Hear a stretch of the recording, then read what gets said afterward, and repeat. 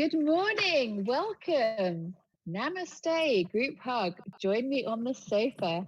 Today we have John de Salis. He is head of wealth management UK team and Switzerland. He will clarify that for us. And he's a member of the investment committee at Mirabeau based in Geneva. Welcome, John. Good morning. Thanks very much for having me, Karen. Great pleasure.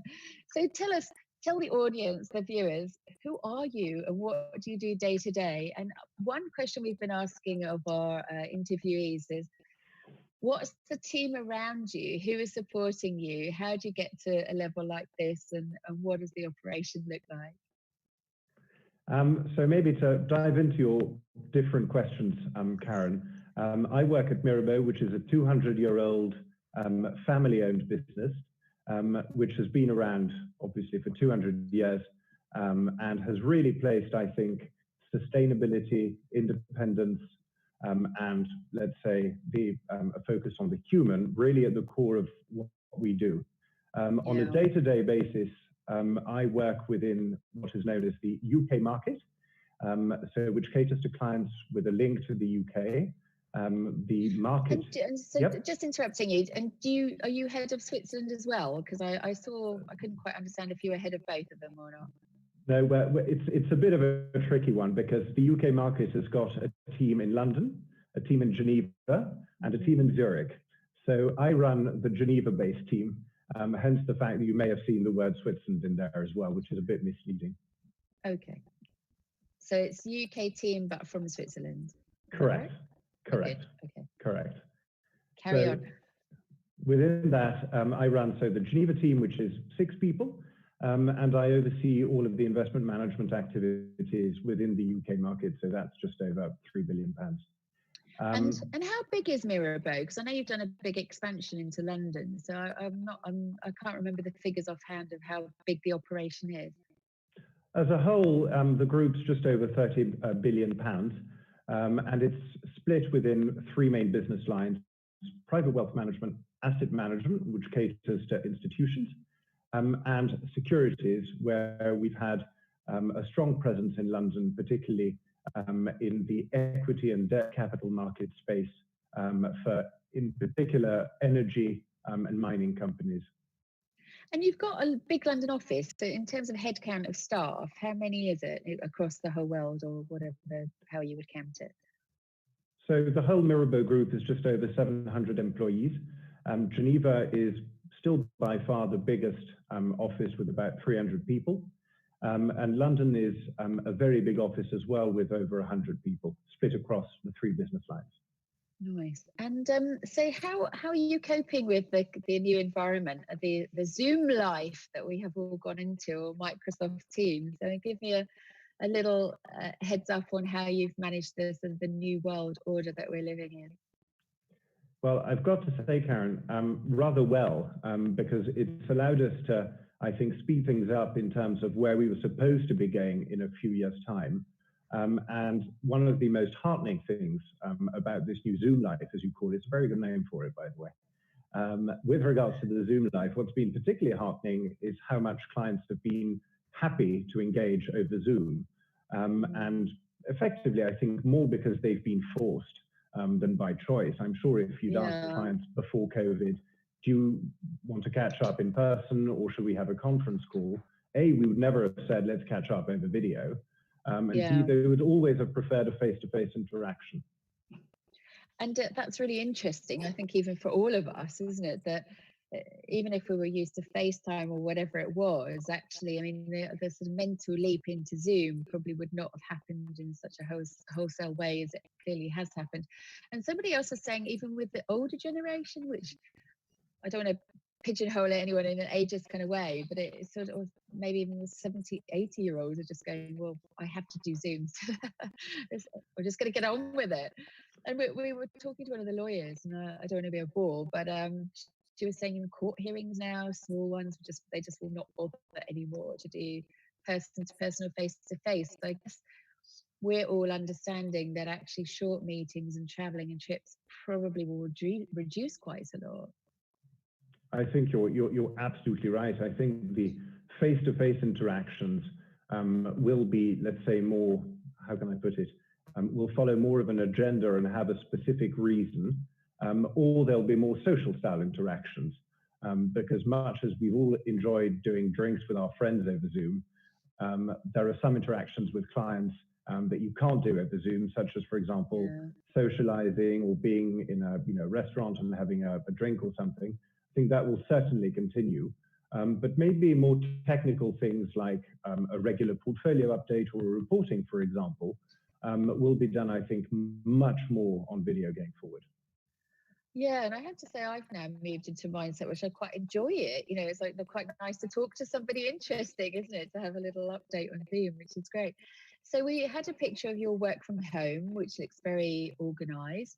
But how is Geneva? I mean, I think you said, or somebody else said to me, I think I was talking to Andrew Bales at Swiss Independent Trustees, and he said the restaurants are back open and life is returning to normal, which is not in London. So it'd be interesting for the viewers to understand how you feel it's returning to normal.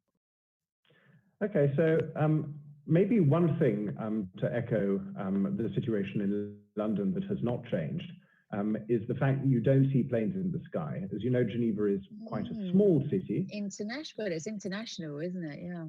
And it's got, you know, it's, I think, the second biggest hub for EasyJet after London. So normally you see planes quite a lot. And one thing that has not changed since the lockdown, even though, as you say, things have eased a bit, is that you don't see planes in the sky. So you still get a sense that something's wrong. In the streets, you basically get, I think, sort of two extremes. Yes, the restaurants are reopen and there's social distancing between the tables. But you get either people who are wearing face masks and latex gloves, etc., in public transportation, and others who basically are much more carefree about it. So I think you really have the two polar opposites in terms of the day-to-day life. So I think the acid test, because I got an email from quite a posh fancy restaurant going, will you come back after COVID? Which, as somebody else who was very clever said, well, when is after COVID? I was like, actually, I have no idea. And I thought, well, actually, I don't really want to go back to restaurants if they've got lines in them saying you can only walk this way and don't touch the salt cellars or pepper mill, and we'll come to you with face masks on and all this kind of stuff. So the acid test is, and I know you have young child or young children, so maybe it's not for you, but are people going back to restaurants? So it's interesting you mentioned restaurants, because it's something that we monitor very closely from an investment standpoint at the moment in terms of figuring out how consumer spending may be coming back. So looking at some of the real-time data that you see on the internet, even in the parts of the US where there's been a limited lockdown and what limited lockdown there was has been lifted, restaurants are nowhere near even 30% of the capacity at which they used to be. That's a good number, actually, 30%, isn't it? Because it gives restaurants probably here an indication, doesn't it? Yeah. So if you sort of look at that, there are going to be, aside from the long-term consequence of using more Zoom, for example, when you look at the number of people employed in the US, for example, in the restaurant industry, it's 8% of the workforce. And if you've got, it's a lot of people. It's a lot of people. So if you think of you not being very interested to go back to a restaurant unless for a very exceptional reason, and I'd certainly sort of share your view on that, it tells you that there are going to be long-term consequences on employment and consumer spending, respectively. What your contact was saying is absolutely correct. So what I found here, which is just a small indicator, is with Starbucks reopened about a week ago. And I very much got the feeling that I was the only person for about a week that actually went on the app, because you can only order on the app, and then like a hand comes out of Starbucks and you just take the coffee and say sort of thank you like this to somebody through a little hole in in the door. But today, after a week, there's now 2 people in the queue before I got there, and I thought, so is that an indicator that maybe, although it looked a bit desperate at first, that it will slowly recover? I don't know. I mean, it seemed to me perhaps that was better than normal. I think you've just hit the nail right on the head, Karen. It's all about the speed. When people started talking about the economic consequences of the lockdown and COVID, One thing that was missed because it maybe wasn't as easy to print for a newspaper, or let's say as catchy as one might think, is that the crux of the matter is not so much the depth of the recession, it's how long it lasts. Yeah. Because the length of time is what crucially determines whether consumers get back to a spending level which they were at pre-crisis. So I think you're absolutely right. The question is for how long. So if we take China as an indication, for example, when you look at the occupancies in hotels and restaurants, it's still 20, 25% below where it was. And it's basically been plateauing at that level for the last 6 weeks, even though lockdowns have been eased on quite a great scale, largely before that. And what do you attribute that to? I mean, is it just fear that people don't want to engage one-to-one, or is it just too much of a sort of thing that none of us really understand because it's COVID, a new entity, isn't it? I think there are two factors at play here. The first one is psychological, i.e. people, some people may be afraid. And the other one is that COVID's, I think, afforded everyone with the ability to take a step back and think about how they were spending money and how they were spending their time.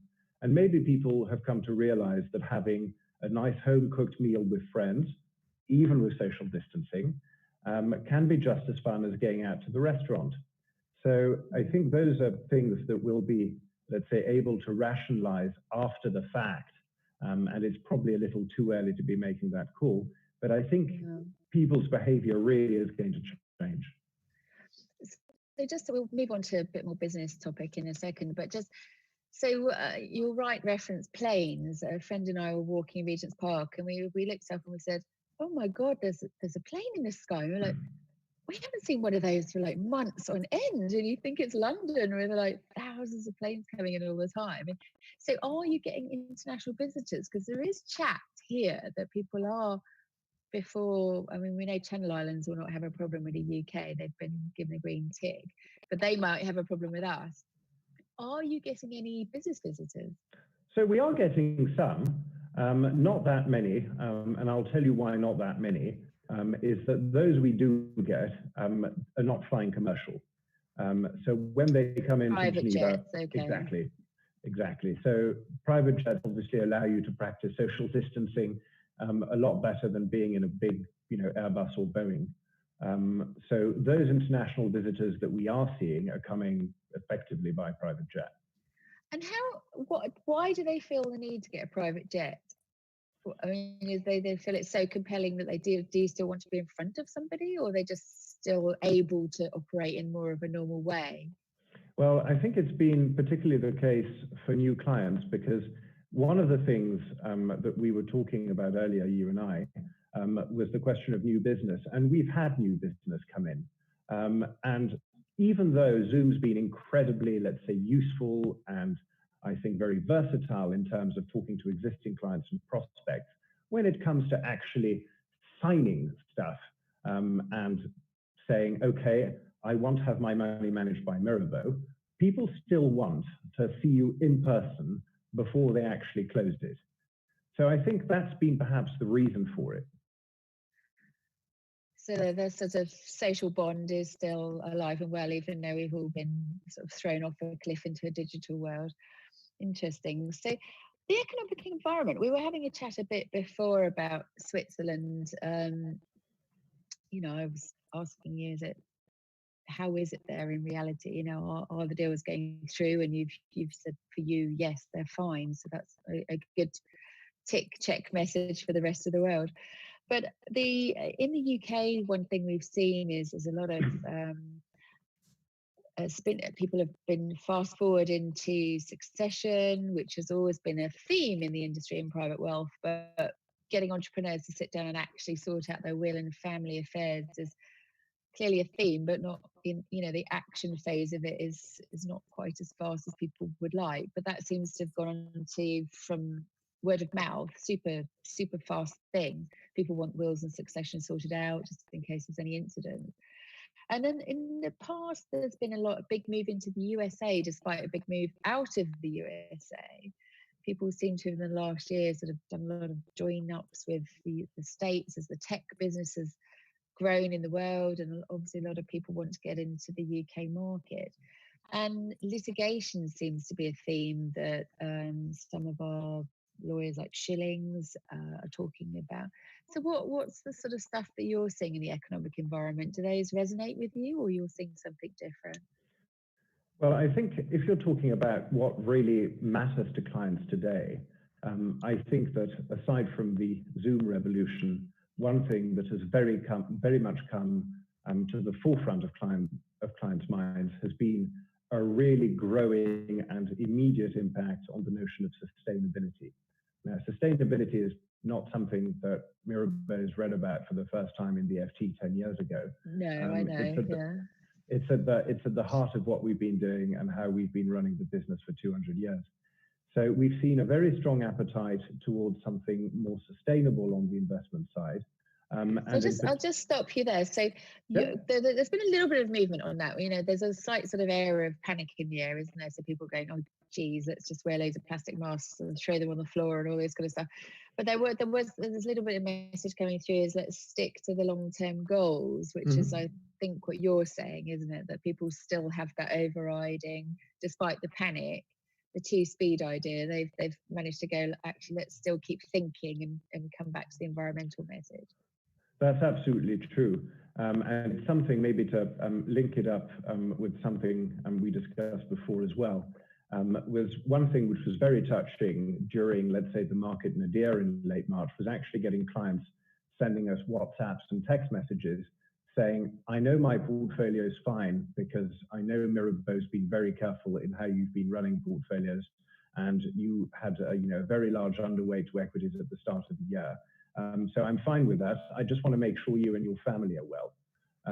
So that was nice. Yeah. It was really nice. It was really nice. So just explain to the viewers what underweight in equities is, so that we're not confusing anyone. Of course. So a large part of what we do is managing money with the given risk objectives of a client. So, for example, you, Karen, live in the UK. You might see the world through the lens of sterling because you want to invest sterling in order to be able to spend sterling, for example, to fund your lifestyle and things like that. So that will already tell you that if you're investing in sterling, you're maybe not going to invest everything into cash or everything into fixed income assets or equities. Once we agree on, let's say, a risk and return profile, so how much your portfolio fluctuates and how much has it generated in returns historically, we're going to run money against that set of objectives. Running money against a set of objectives typically has a financialese word for it, which is called a benchmark. Think about it as a yardstick. So that allows you to tell your banker, okay, you're doing well if you're doing better than the benchmark, or you're doing badly because you're doing less well than your benchmark. One of the ways in which an investment manager can beat a benchmark is by having more of your money, Karen, invested in one asset class relative to another. So, for example, if at the start of the year you believe that equities are very expensive and therefore very risky, it might make sense for you to hold considerably less equities than the benchmark might. And that is effectively what we've done, respectively, what being underweight equities means. Well done. So let's move on to advice. So what you have a lot of, I mean, Mirabeau is a family-owned business, but you also have a lot of big families who are invested with you.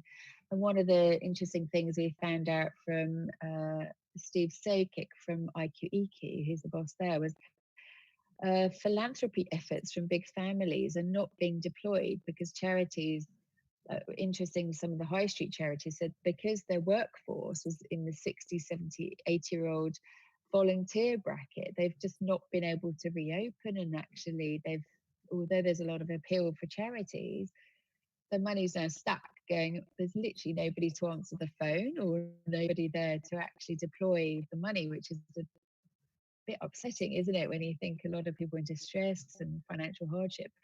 But in terms, that's one theme I've seen, but in terms of advice for clients who may be panicking or, seeing death tolls, and there's wills and succession has become suddenly like very stark focus. What sort of advice are you telling to the families that you're dealing with? So I think there are two ways to answer your question, Karen. The first one is to think about a long-term investment horizon. And what automatically goes with a long-term investment horizon isn't just, okay, I'm not going to care about today, I'm going to care about tomorrow. It's about thinking what it is that you own as financial assets, respectively, how you own them, and how is it that you envisage a continuity of those assets and of their capital value. And one way, which is absolutely key to do that, is to focus on the sustainability, not only financially, but also with a long-term horizon on your own. So that's maybe to answer your question on worries of clients on the financial side. On the when you say sustainability, give us a framework for what that really means. Does it mean I'm investing in stuff that is green, or what's the sustainability from your point of view? So I think that it's a word which doesn't necessarily have only one definition, but maybe to incarnate it, one way you can think of sustainability, and it's the way we've included sustainability in investments, is our private equity impact luxury offering, which effectively focuses on such concrete things as how is it possible to make a crocodile bag sustainable and, let's say, more environmentally friendly. So one way of doing that is stem cell technology. Stem cell technology allows you to have almost the same Hermes bag, except it's not made out of poor crocodiles or alligators you've killed with a chainsaw somewhere, but rather you're using science to create products which are of a very high standing and have, let's say, a very enviable characteristic to them, whilst actually catering a little more to the consequences of how you obtain that good. Well, there you go. I think you heard that here first. That's really fascinating. So some industries seem to be doing better than others. So just one thing that I've discussed with people is obviously there's been a lot of news about Warren Buffett and people saying they're pulling out of him and he's pulling out of other people and all this kind of stuff. And aviation, I believe Warren Buffett was a major investor in aviation, and that does look catastrophic now. As we've said, there's one plane in the sky from being like hundreds of millions of them in the sky, and so he's pulled out. And we see messages from Virgin about they're still going to continue. However, Tesla seems to be pummeling people into the sky. So are there certain things which have just gone off a cliff that will never come back? Or is this just a temporary lull and we'll all be back to normal with the type of investments which just look like they're shot to pieces right now? Well, I think that it's too early to say what is definitely gone and what's definitely going to stay. That being said, when you're in this, let's say, type of moment and in this type of decision-making process, rather than trying to pick bottoms in the industry or decide which industries are going to survive or not, you adopt an approach which we call a laddered approach. I know it sounds rather silly, but effectively what you do is you look at the world of investments and you look at the various industries in the world and you put them on a ladder. At the very top of the ladder, you put which industries are going to get the cash flows first, and then at the bottom, those that are going to get their cash flows last. So what that allows you to do is rather than pick bottoms, it allows you to deploy capital in the safest parts of the investable universe and then gradually working your way down. So if you think of airlines, as you just mentioned, airlines are obviously a particular example because no problem, yeah. They're kind of dependent on people getting on a plane. On the other hand, one thing which is, well, let's say maybe two themes which have always been very strongly present in our portfolios have been luxury and automation and robotics. So if you look at luxury, one thing which was quite odd to us at the start of the year was you got a number of luxury companies seeing their share prices fall substantially. But the franchise, obviously. And so just to define, luxury is cars or clothes, or which sector are you talking about? So luxury here, we're really talking about the top end of luxury. So things like, for example, Hermès or Louis Vuitton. So if you think about it in very simple terms, the desirability of Hermès's very famous Birkin handbag did not go down during the crisis. Even though the share price of Hermès might have fallen, people still wanted to buy Hermès handbags. And indeed, one thing which was interesting is when Hermès reopened its Beijing shop at the end of March, in one day, they achieved more than that shop had achieved last year in sales in a whole day. So that's telling you that there are some things where desirability is still so strong that they won't be negatively impacted by even, say, people not being able to fly anywhere. So is that in that people can now go out in China? So they're like, oh, right, we want to go back to the restaurant. So we need our Birkin bag on our hand as per normal, i.e. you're saying China is one of what we're trying to establish as well with Switzerland and UK with different speeds of recovery. China is one of the first to get back, isn't it? So they've gone straight back into consumerism, straight back into the Birkin, straight back into sort of being in the Four Seasons in Shanghai. That seems to be very much the case so far, with the exception of maybe the Four Seasons on the hotel side. They certainly, I think, flocked possibly back to the restaurant, though not the same levels as before, but they're not in hotel rooms quite yet. Interesting. So let's move on to industry trends. So just having a look at everything that's going on with the whole industry rather than just Mirabeau is like, for instance, the USA has been a massive trend, isn't it, in the last year? So is that something you focused on? Can you define trend USA? Well, the people were post of different regulations, people were like, we want to dump the whole US market, nobody wants to touch it, it's way too complicated. But that kind of idea went away, didn't it? Because a couple of players did jump on it and go, actually there's a huge funnel of incoming clients with masses of wealth if we just get over the compliance. So whether that's something that Mirabeau was interested in, or other trends that you've seen that may have been similar to that looked like they were going to go one way but then ended up going the other way. So maybe one trend that we saw where everyone was saying it was going to go one way, and in fact the opposite happened, was people said, Switzerland's not in the EU, people are no longer going to bank in Switzerland and everyone's going to ditch the place. Well, actually, that was right, yeah. Quite the opposite has happened. And I think that one of the really sort of key strengths when you look at any country where you might want to bank is going to be basically, is the economic and political environment stable? And in particular, are the policies that are enacted in that country subject to populist risk or not? Whilst not being totally immune to it, I think Switzerland has come out of it considerably better than when you look at what's happened in some of our, let's say, immediate geographical neighbors. And so perhaps, name one. Who are you talking about? I can't guess.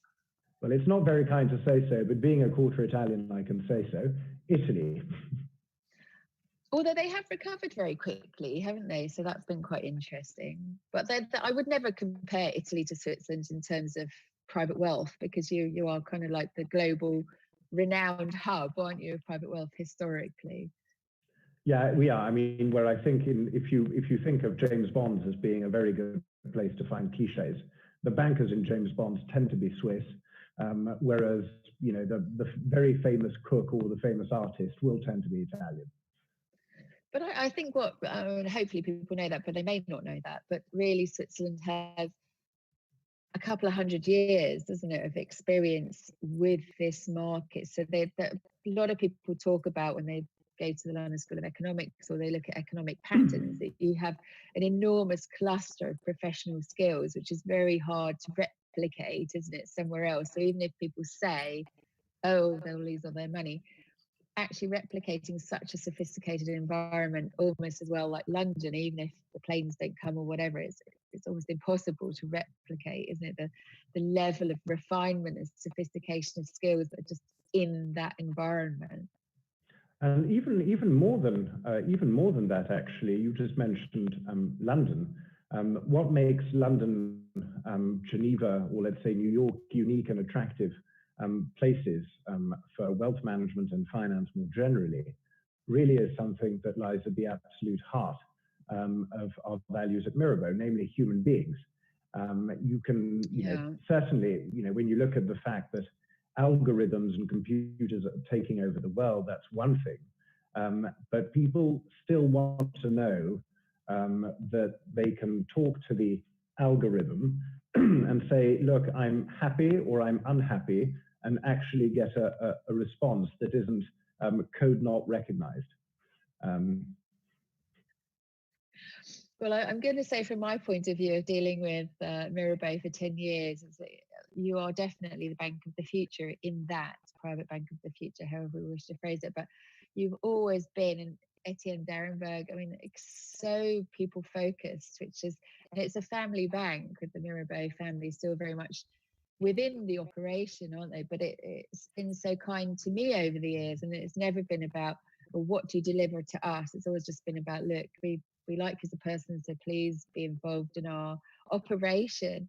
And I think that puts you in the really sort of AAA rated right now, doesn't it? Where people are talking about being more humane and operating in more of a kindness. But that, I do think that is the nucleus of Mirabeau, doesn't it? So good for you guys. It's come good, hasn't it, after probably hundreds of years of operating like that. It's not a quick fix, is it? You either have to be there or not, really. Well, thanks very much for your kind words, Karen, and you're absolutely right. A defining characteristic, you just mentioned Etienne Darenberg, who's a limited partner at Mirabeau. He's been there for 20 years. I joined him 10 years ago. And the, let's say, partnership that we have, respectively, the tenure and turnover of staff that we've had within our immediate team has been zero.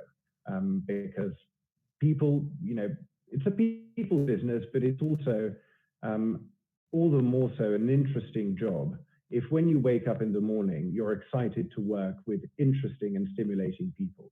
As long as you're lucky enough to be able to wake up every morning and say, okay, I'm looking forward to going to work with my co-workers, even though it's now over Zoom, that really does make, I think, the difference also for people in the business, not just our clients. For sure. So give us a lay down on your services for clients and or peers in the industry, like lawyers, intermediaries, that kind of thing. It's your time to do a pitch, and then we'll switch on to how do you see the world post-COVID. So give us a few minutes on the services at Mirabeau. Sure. So Mirabeau is a financial group which is divided into 3 business lines. Private clients, obviously, institutional asset management, and securities. Maybe focusing on the private client side for a few moments. We effectively offer, call it 3 things. Global custody, so that's simply holding your assets for you, managing those assets, or advising you on how to manage those assets. So you'll see that people want different things. Some people, and it's a very true characteristic of many private clients, are maybe not interested in how their money is run. What they are interested in is the outcome. And so we effectively agree on a set of risk and return objectives, and then either we meet them, which we generally do and exceed them, or we don't and they choose another bank. On the other hand, you will have clients as well who may, for example, be very sophisticated financial professionals themselves, who will want to simply have an ongoing dialogue with us on what are our views on Chinese equities, what are our views on the Australian dollar, how best to reduce the risk on this very big shareholding I have, which is a family shareholding. So those are going to be, let's say, maybe the 3 main things that we do on the private client side, that is. Very good, and I like the international spread there with Australian and Chinese, which is gives people an insight into sort of the depth that you've got. So post-COVID then, like we're talking about, there's no planes in the sky, there's a bit of a return to business, people still want Birkin handbags, but have you got any thoughts? One thing I'm interested in is, for instance, Sweden has been slightly unofficially blacklisted in terms of its people movement, which nobody really foresaw. And in a way, someone like myself was like, oh God, you know, it would have been so much nicer to have a Swedish outlook in terms of what the lockdown was, although we've had a much more aggressive one in the UK. But if there's protectionism afterwards in terms of like, we don't want people movement, how does that lead us into a new world of business post COVID?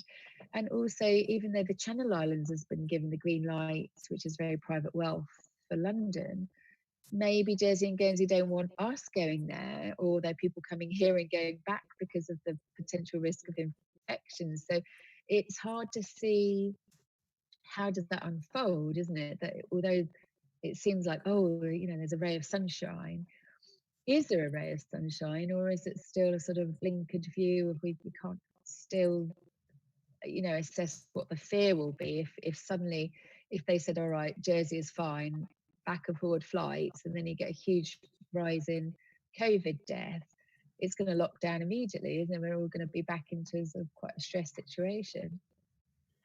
Yeah, you're right. And it's what sort of particularly transpires from what you just mentioned also with the Swedish lockdown example, is that you get basically very, very binary outcomes. And so the problem is when you're in a situation with very binary outcomes, is that you either get it right or you get it wrong. So the way we try and sort of think about things is not so much to say, well, we're going to go back 100% to normal, or we're going to stay in this sort of quasi-lockdown mode for a very long time. Rather, what we try and say is be very pragmatic about it, see how things unfold, and do one thing in particular, which is, as in every crisis situation, you try and delegate authority to small teams which will adapt much faster to a given problem. And the one thing that the organization should do is give you guidelines. And I think particularly in a situation like right now with COVID, lockdown, no lockdown, are we getting back to normal or not, etc. You've got to avoid saying it's going to be all black or it's going to be all white, because frankly, who knows? You mentioned Sweden. They had a very famous epidemiologist who became quite a figure, I think, in Sweden, with people tattooing his face on their arm and things like that, because their lockdown. I did not hear that. What? Who was that? Or you can't remember? I forget his name. It was mentioned in the FT, I think, maybe 4 or 5 weeks ago. But because the guy advised such a sort of relaxed lockdown, he became a real national celebrity. And I think that now, you know, people have realized that maybe it wasn't such a great idea after all. And I'd hate being stuck with a tattoo of someone who it turns out was not as fantastic as everyone said. Well, I think that probably is because people feel quite emotional right now, don't they? And there's a sort of different idea, and we're even here like being more careful walking around people in case of sort of very afraid. And so I think that's probably part of the COVID movement in a way, if there is a COVID movement, isn't it? Is that people are just sort of trying to latch on to whatever they can to say this is good, because it's just not good, is it? There's just not a positive environment for a lot of it. You know, it's just everyone trying to manage expectations and how do we move forward, which is, as you say, is a very don't be binary, you know, have smaller teams and be reactive probably is a better message.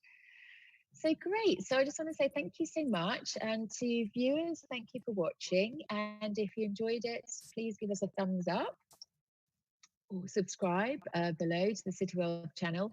We will be back next week on Tuesday, and we are having an interview with the head of family at Anthony Gold Solicitors. But I want to extend my great thanks to John de Salis for his being a good sport and coming to talk to us on YouTube.